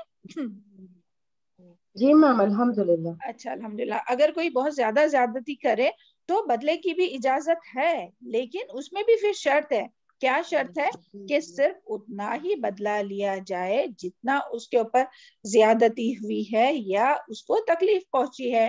یعنی دوسروں کو روکنے کے لیے بدلے کی اجازت ہے. بعض دفعہ ایسا ہوتا ہے کہ بہت ہم لوگ پیار سمجھاتے مگر پھر بھی کوئی نہیں مانتا, اور پھر بھی اپنے ساتھ اسی طرح کا رویہ رکھتا ہے. تو اس میں بھی پھر کیا ہے کہ پھر وہ یہ نہیں کہ پھر بس برداشت ہی کرتے جاؤ, پھر اس میں جو ہے وہ بدلے کی اجازت ہے, مگر صرف اتنا ہی جتنا کہ انہوں نے ظلم کیا یا زیادتی کیا, اس سے زیادہ کی اجازت نہیں ہے. اور پھر بھی ساتھ ہی ساتھ پھر اللہ تعالیٰ نے فرمایا وَلَئِن صَبَرْتُمْ, اور البتہ اگر صبر کیا تم نے, لَهُوَ خَيْرٌ لِلصَّابِرِينَ, البتہ وہ بہتر ہے صبر کرنے والوں کے لیے. یعنی یہ سب ہونے کے باوجود بھی زیادتی ہو رہی ہے, کوئی تم کو تانا دے رہا ہے بار بار کہ ہاں بہت آئی ہے, بہت دین پڑھانے لگی ہے اور بہت سمجھنے لگی ہے, بہت ملانی ہوئی ہے, یا جو بھی تانا دے رہا ہے, تو اس پر اگر آپ کچھ اس پر ان کو کچھ نہ سنائے, ان کو کچھ تانے نہ دے اور صبر کرے, تو اللہ تعالیٰ کیا فرما رہا ہے کہ تو یہ جو ہے وہ تمہارے لیے بہتر ہے. یعنی جو بھی یہ اس طرح سے صبر کریں گا تو وہ صبر کرنے والوں کے لیے بہتر ہے. اور اس کا حکم جو ہے وہ یہاں بھی ہے اور آگے بھی انشاءاللہ آئے گا, اور پیچھے آگے بھی سورہ عاشوراء میں بھی ہے کہ جو برائی کرے اس کا بدلہ اتنا ہی ہے جتنا اس نے برائی کی. بس جو کوئی معاف کر دے اور اصلاح کر دے تو اس کا اجر اللہ تعالیٰ کے ذمے ہے. اور پھر قصاص میں بھی ہم لوگ پہلے جو ہو چکا سورہ البقرہ میں اس میں بھی پڑھ چکے کہ معاف کرنا اور درگزر کرنا اور صبر کا حکم تھا. تو یعنی جو لوگ ہمیں نقصان دینے کی کوشش کرتے ہیں وہ تمہارے صبر کی وجہ سے دین میں, یعنی یہ کیوں بار بار صبر کی بات کی جا رہی ہے, کیونکہ یہ خاص کر کے دین کی بات ہو رہی ہے نا, کہ کس طرح سے لوگوں کو اللہ تعالیٰ کی طرف بلانا ہے. تو اگر دین کے دعوت دینے والے اگر صبر کریں گے تو ان کو تو پتا ہے کہ صبر کا اجر جو ہے وہ اللہ تعالیٰ کے پاس کتنا ہے. یہ سامنے والا تو نہیں ہے ہم کو کچھ سمجھتا ہے, وہ ہمارے ساتھ مخالفت ہی کر رہا ہے, وہ ہمارے ساتھ دشمنی ہی کر رہا ہے, وہ ہمیں نقصان ہی پہنچا رہا ہے, لیکن وہ جانتا ہے کہ اللہ تعالیٰ کے پاس تو اس کے صبر کا بہت اجر ہے. اللہ تعالیٰ نے صبر ہی کا بدلہ تو جنت رکھا ہے نا, سبحان اللہ. تو وہ اگر صبر کرتا ہے تو ہو سکتا ہے اس کی صبر کی وجہ سے جو سامنے والا اتنی دشمنی کر رہا ہے وہ جو ہے وہ آج نہیں تو کل دین کی طرف آئے, اور وہ جو ہے وہ دین کے لیے بہت فائدہ مند ثابت ہو. جس طرح سے ہم لوگ نبی صلی اللہ علیہ وسلم کے بھی جو وقت میں ہم لوگ دیکھتے ہیں نا کہ کس طرح سے جو ہے وہ نبی صلی اللہ علیہ وسلم کی مخالفتیں کی لوگوں نے, اور کس طرح سے مسلمانوں کو اور نبی صلی اللہ علیہ وسلم کو اذیت پہنچانے کی کوشش کی, اور لیکن آپ صلی اللہ علیہ وسلم نے پھر بھی صبر کا مظاہرہ کیا, مسلمانوں کو بھی اسی کا حکم دیا. تو پھر کس طرح سے چاہے پھر وہ خالد بن ولید ہو یا دوسرے کتنے بھی جو صحابہ تھے وہ کس طرح سے پھر دین میں آئے, کہ جو کٹھر دشمن تھے مسلمانوں کے وہی لوگ پھر دین میں آئے, اور اس سے کیا ہوا, دین کو تقویت ملی, دین کو کامیابی ملی. تو اس کے لیے ہمیں کیا کرنا ہے، اپنے آپ کو جو اپنا انا جو کچھ رہتا ہے نا کہ کیا چیز انسان کو بدلے پر مجبور کرتی ہے، انا کہ ہاں اس نے میرے ساتھ ایسا کیا تو میں بھی ایسا کروں گی. تو اگر اپنی انا کو چھوڑ دے، دب جائے، اللہ تعالیٰ کے لیے عاجزی اختیار کرے تو اس کے ذریعے جو ہے وہ دین کو ترقی اور غلبہ نصیب ہوگا. یہاں یہی بات آئی ہے. اور اس کے بارے میں ایک حدیث کا مفہوم بھی آتا ہے کہ اے ایمان والو، اے ایمان والو، بے سوچے سمجھے لوگوں کی پیروی نہ کرو، جیسا کیا جاتا ہے ہمارے ساتھ اچھا. اے ایمان والو، بے سوچے سمجھے لوگوں کی پیروی نہ کرو، جیسا کیا جاتا ہے ہمارے ساتھ اچھا برتاؤ کیا گیا تو ہم بھی اچھا کریں گے. یعنی بعض لوگ ایسا کہتے ہیں نا کہ اگر وہ اچھا کریں گے تو ہم بھی اچھا کریں گے. بلکہ نبی صلی اللہ علیہ وسلم نے کیا فرمایا، بلکہ اپنے آپ کو اس بات پر پابند کر لو کہ اگر لوگ ہمارے ساتھ حسن سلوک کریں گے تو ہم بھی ان کے ساتھ حسن سلوک سے پیش آئیں گے، اور اگر لوگ ہمارے ساتھ برا سلوک کریں گے تو ہم زیادتی نہ کریں گے، یعنی ان کو معاف کریں گے. تو اللہ تعالیٰ ہم لوگوں کو اسی طرح لوگوں سے معاف کرنے کی توفیق عطا فرمائے. اور اس کا فائدہ کیا ہوگا کہ جو اللہ تعالیٰ کے لیے عاجزی اختیار کرتا ہے، تواضع اختیار کرتا ہے، تو سامنے والوں کی وجہ سے تو نہیں اپنا کچھ نقصان ہوتا ہے، مگر اللہ تعالیٰ ان کے لیے پھر بلندی عطا کرتا ہے. تو اللہ ہم سب کو اس کی توفیق عطا فرمائے. چلے آگے پھر اللہ تعالیٰ خاص کر کے پھر نبی صلی اللہ علیہ وسلم کو حکم دے رہے کس کا، وَاصْبِرْ وَمَا صَبْرُكَ إِلَّا بِاللَّهِ، اور صبر کیجئے اور نہیں صبر، یعنی یہ بدلہ لینے کی طاقت تو ہے، تم بدلہ لے سکتے، لیکن اس کے باوجود بھی اللہ تعالیٰ پھر سے تاکیدی طور پر پہلے آیا کہ بہتر ہے صبر کرنے والوں کے لیے صبر، اس کے بعد پھر سے اللہ تعالیٰ تاکیدی حکم دے رہے کہ صبر کرو، وَاصْبِرْ وَمَا صَبْرُكَ إِلَّا بِاللَّهِ، کہ صبر کیجئے اور نہیں صبر تیرا مگر ساتھ اللہ کے، یعنی کہ اللہ تعالیٰ کی توفیق سے ہی، یعنی صبر کی توفیق بھی اللہ تعالیٰ ہی دیتا ہے، اور جو صبر کرنا چاہتا ہے اللہ تعالیٰ اس کو صبر دیتا ہے. ایسے نہیں کہ صبر کسی کو بھی مل جاتا، بلکہ جو صبر کرنا چاہتا ہے اللہ تعالیٰ صبر اسی کو دیتا ہے. جیسے دیکھیں ہدایت کس کو ملتی ہے، جلدی سے بتائیے. جو ہدایت کی طلب کرتا ہے میم.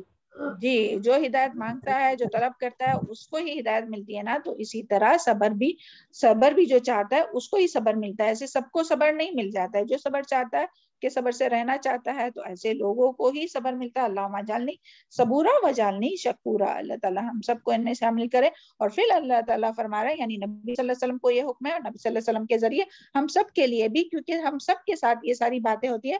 وَلَا تَحْزَنْ عَلَيْهِمْ وَلَا تَكُ فِي ضَيْقٍ مما یمکرون، اور نہ تم غم کرو ان پر، اور نہ تم گھٹن اور میں تنگی میں اور نہ تم ہو گھٹن میں اور تنگی میں اس سے جو وہ چالے چلتے ہیں. ان اللہ مع الذین اتقوا، بے شک اللہ تعالیٰ ساتھ ہے ان لوگوں کے جنہوں نے تقوی اختیار کیا، والذین هم محسنون، اور ان لوگوں کے جو محسن ہے. تو اللہ تعالیٰ نے یہاں کیا بتایا کہ ان چالے چلنے والوں کے بارے میں، یعنی آپ صلی اللہ علیہ وسلم کو حکم ہے، اور آپ صلی اللہ علیہ وسلم کے ذریعے ہم سب کو بھی کہ چالے چلنوں کے، جو بھی چالے چل رہے ہیں آپ کے خلاف میں، مخالفت کر رہا ہے، دشمنی کر رہا ہے. اور آج کل ہم لوگ دیکھتے ہیں اپنے آس پاس میں، چاہے پھر وہ اپنے رشتہ دار ہو، چاہے اپنے قریبی ہو، کوئی بھی ہو، تو وہ جو ہے وہ دوست کی جگہ پر زیادہ جو ہوتی ہے وہ دشمنی زیادہ غلبے پر ہے، کیونکہ شیطان کا زور زیادہ ہے نا لوگوں کے دلوں میں وسوسے پیدا کرنے اور یہ سب ڈالنے کے لیے. تو اپنے ہی جو لوگ ہوتے ہیں وہ اپنوں کے ساتھ جو ہے وہ چالے چلتے ہیں. اور تو اللہ تعالیٰ یہاں ان تمام لوگوں کے لیے ایک نصیحت ہے. اللہ تعالیٰ سب کو نبی صلی اللہ علیہ وسلم کے ذریعے بتا رہے کیا ان چالے چلنے والوں کے بارے میں غمگین نہ ہو اور دن میں گھٹن نہ کرے، بلکہ اپنا کام کرتے جائے پازیٹیولی. اور نبی صلی اللہ علیہ وسلم کے خلاف بھی ہم سب جانتے ہیں کہ کس طرح مشرکین مکہ نے قتل کی سازش کی، قید کی سازش کرتے تھے اور جلا وطن کی.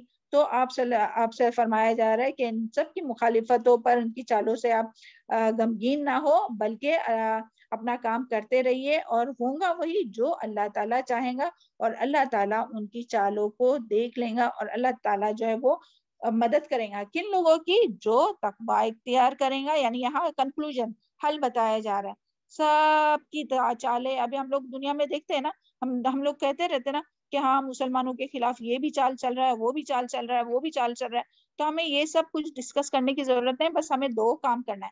کیا کام کرنا ہے؟ ان اللہ مع الذین اتقوا والذین هم محسنون، کہ اللہ تعالیٰ جو ہے وہ ان کے ساتھ ہے، یعنی تمام چال چلنے والوں کے خلاف اللہ تعالیٰ ہی ان کی مدد کرے گا اور اللہ تعالیٰ ہی ان کی حفاظت کرے گا جو تقوی اختیار کرے گا. اور محسنین یعنی تقوی اختیار کرے گا، یعنی اللہ تعالیٰ سے ڈرتے ہوئے زندگی گزارے گا، اللہ تعالیٰ سے ڈرتے ہوئے گناہوں کو چھوڑ دے گا، اور اسی طرح حرام کام چھوڑ دے گا، اور محسنین میں شامل ہو جائے گا، بھلائی کے کام کرنے لگے گا، خیر کے کام کرنے لگے گا، صبر کرنے لگے گا، لوگوں کے ساتھ اچھا سلوک کرنے لگے گا، اللہ تعالیٰ کا حق احسن طریقے سے ادا کرے گا، عبادت احسان کے درجے پر کرے گا، اور لوگوں کے ساتھ بھی احسان کرے گا. تو اللہ تعالیٰ ایسے لوگوں کی مدد کرتا ہے اور ایسے لوگوں کے ہی کام میں برکت ہوتی ہے. اللہم جلنا منہم. تو سبحان اللہ، اللہ تعالیٰ ہمیں کبھی بھی لوگوں کی دشمنی اور لوگوں کے چالوں سے یہ نہیں سمجھنا چاہیے کہ پتہ نہیں ابھی ہمارا کیا ہوگا یا کیا ہوگا. بس ہمیں اللہ تعالیٰ پر یقین اور توکل رکھنا ہے اور اپنے اندر یہ 2 صفات پیدا کرنے کی کوشش کرنی ہے. تو اللہ تعالیٰ جو ہے وہ دیکھیں، ان اللہ مع الذین اتقوا، یہ یاد رکھنے والی بات ہے. اللہ تعالیٰ کن لوگوں کے ساتھ ہے؟ جو تقوی اختیار کریں گے اور محسنین. تو اپنے اندر بس یہ 2 صفات پیدا کرے تو سب کے لیے کافی ہو جائیں گی.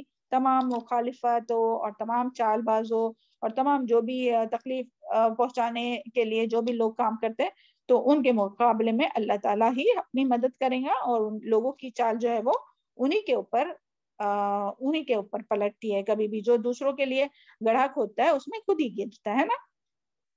تو اس طرح سے ہمیں اللہ پر توکل کرنا چاہیے. اللہ کرے کہ ہم لوگوں میں ایسی یہ پازیٹیو جو صفات ہے وہ پیدا ہو، اور اسی طرح سے ہم لوگوں کو دین کی طرف یہی امید سے نا کہ ہم کتنا بھی لوگوں کو یعنی بلائے اللہ تعالیٰ کے راستے کی طرف حکمت کے ساتھ اور عمدہ نصیحت کے ساتھ اور احسن طریقے سے بلائے، اور اگر وہ پھر بھی مخالفت کر رہے، اور ایسا ہوتا ہی ہے کہ آپ میں سے کوئی یہ نہیں کہہ سکتا کہ نہیں ہمارے ساتھ تو کوئی مخالفت نہیں ہوتی ہے. اگر آپ کی مخالفت نہیں ہوتی ہے نا تو اس کا مطلب آپ حق پر زیادہ بات نہیں کرتے، آپ جو ہے وہ حق پر زیادہ نہیں ہے، کیونکہ جو بھی حق کو لے کر اٹھیں گا تو اس کی تو مخالفت ضرور ہوں گی. تو اس کے لیے کبھی بھی مخالفتوں سے ڈرنا نہیں ہے، حق پر قائم رہنا ہے اور دوسروں کو بھی حق کی طرف دعوت دینا ہے اور اللہ تعالیٰ سے اچھی امید رکھنا ہے. اپنے اندر یہ 2 صفات پیدا کرنا ہے، تقوی اور احسان، تو اللہ تعالیٰ ہمارے لیے کافی ہو جائے گا. چلے الحمدللہ ثم الحمدللہ، سورہ نحل اپنا کمپلیٹ ہوا، اور انشاءاللہ پھر کل سے اپنا 15 پارہ جو ہے وہ سورہ اسراء بنی اسرائیل جو ہے وہ شروع ہوگا انشاءاللہ. سبحان ربک رب العزت عما یصفون وسلام علی المرسلین والحمد للہ رب العالمین. سبحانک اللہم بحمدک اشہد ان لا الہ الا انت استغفرک واتوب الیک. ربنا تقبل منا انک انت السمیع العلیم وتب علینا انک انت التواب الرحیم. السلام علیکم ورحمۃ اللہ وبرکاتہ.